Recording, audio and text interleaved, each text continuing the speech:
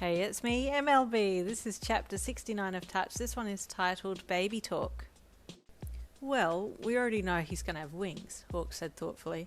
I can hear through my feathers, and you can transfer emotions to others through a word, so it wouldn't surprise me if he ended up with some kind of mix or something like that. True, he replied, thinking as well. Okay, well, let's chat over food. I'm starting to get hungry now, he said as he hopped up. What do you want, baby? He asked as over his shoulder as he strolled out of the room.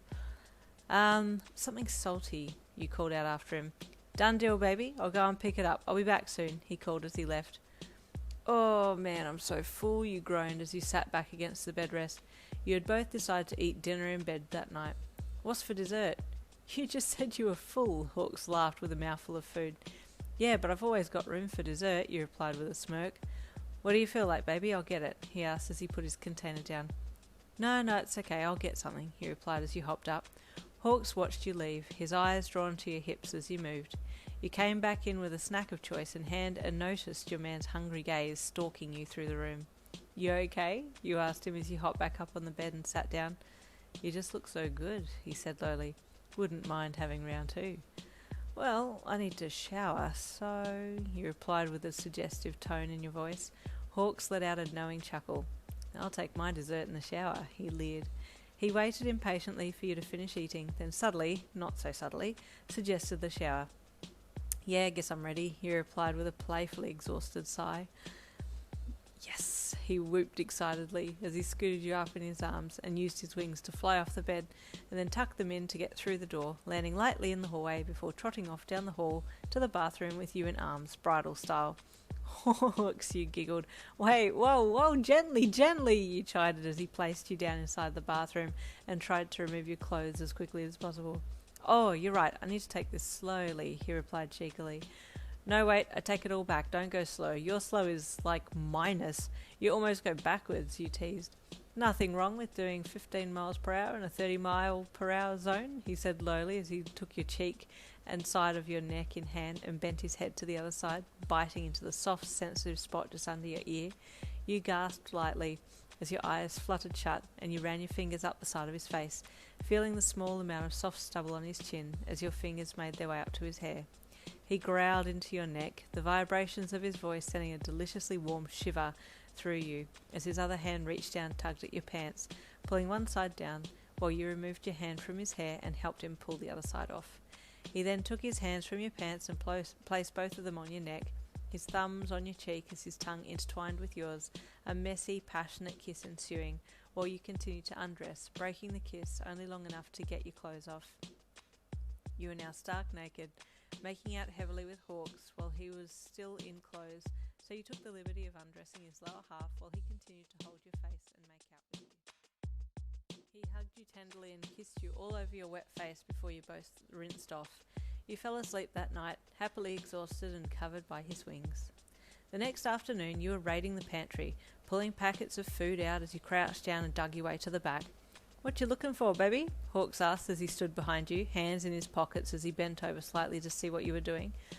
Man, I'm really craving this one specific food item, you replied, a strange urgency in your voice. Okay, that's a bit random, isn't it? Hawks asked with a little chuckle. No, it's not, you replied quickly, looking back at him sharply. I want some. Whoa there, chicken, he chuckled, taking his hands from his pockets and holding them up in front of his body in a defensive sign as he stepped back. I'll get some for you.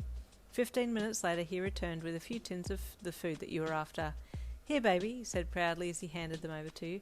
Oh my gosh, thank you, said desperately as you snatched them from him and ran to the kitchen bench. You dug through the cutlery drawer and found a tin opener and wrestled the tin open while Hawks watched on with amusement. He rested his elbow down on the kitchen counter and chin in hand while his smouldering eyes watched you grab a spoon or fork and eat straight from the can. Good? He asked with a smirk. Mm-hmm, you nodded as you chewed happily on your mouthful. You're so cute, Hawk said with a smile as you happily munched on this random food item. The next morning you awoke at 3 a.m. Keigo, you whispered urgently as you rolled over under his wing and snuggled into his side. He hummed drowsily. I want that same food that I had earlier. Now? He rasped as he stretched. Yeah, you replied as you sat up. Do we have any in the pantry? He mumbled as he rubbed an eye. No, I ate it all yesterday afternoon, you said sadly, your eyes welling up with tears.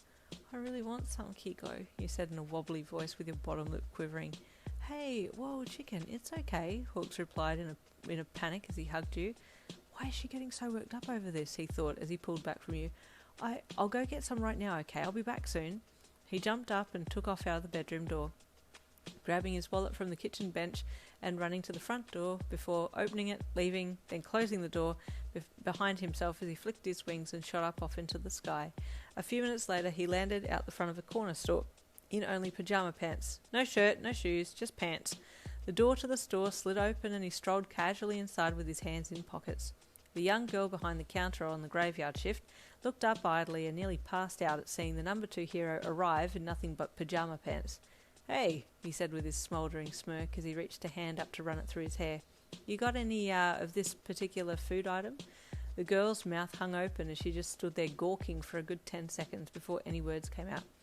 Yes, you're yummy. Wait, I mean, it's yummy. That food is very yummy. It's my favourite, she said in a panic, as she then proceeded to laugh uncontrollably.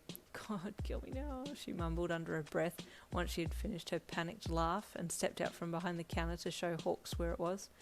Do you like this food? She asked with a nervous smile as she showed Hawks where the tinned food item was. She then watched as he picked up 10 tins.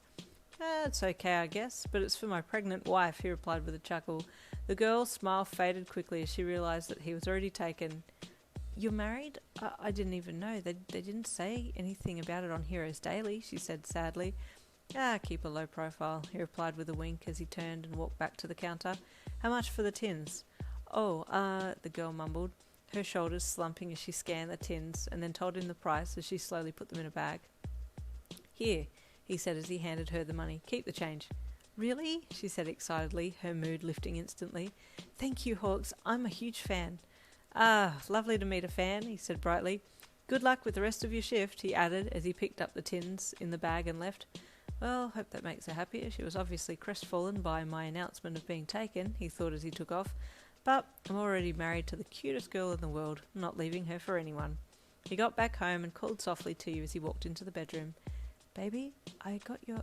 He stopped when he saw that you were fast asleep, curled up in the middle of the bed. This beautiful pregnant girl, he chuckled internally as he put the bag down and walked over, hopping up on the bed and curling up behind you as he put a wing over you. And that's how you both stayed until morning. When you woke up next, Hawks had gone to work and you had the day off, so you got up, had a shower, then opened a tin of food for breakfast. Not having much more to do, you texted Brian to come over. He was overjoyed that you'd texted him. After work, Hawks headed home, excited to see you again. As he touched down outside the front door, he could hear crying and wailing coming from inside the house, and he paused with his hand on the door handle. What on earth? He pushed the door open and saw you and Brian cuddled up on the lounge, wailing uncontrollably while watching the TV. Baby? Hawks called curiously. You turned your head and looked at him, tears streaming down your cheeks. He left him, you wailed to Hawks. Who left who, baby? The winged hero asked with confusion as he walked over. See, Brian wailed as he clutched onto you. It's so sad. Girl, my heart. What is going on? Hawks asked, looking from you to Brian and back again. Martha the Goose, you wailed, pointing at the TV. You and Brian had somehow ended up on the Animal Planet and they were doing reruns of the Martha the Goose story and you were both crying messes, the pregnancy hormones making you, particularly, super sensitive. Love is love, Brian wailed as the lady on the TV said that they weren't allowing the man to see his goose. God, I love Brian so much. That ends chapter 69. Stay tuned for chapter 70.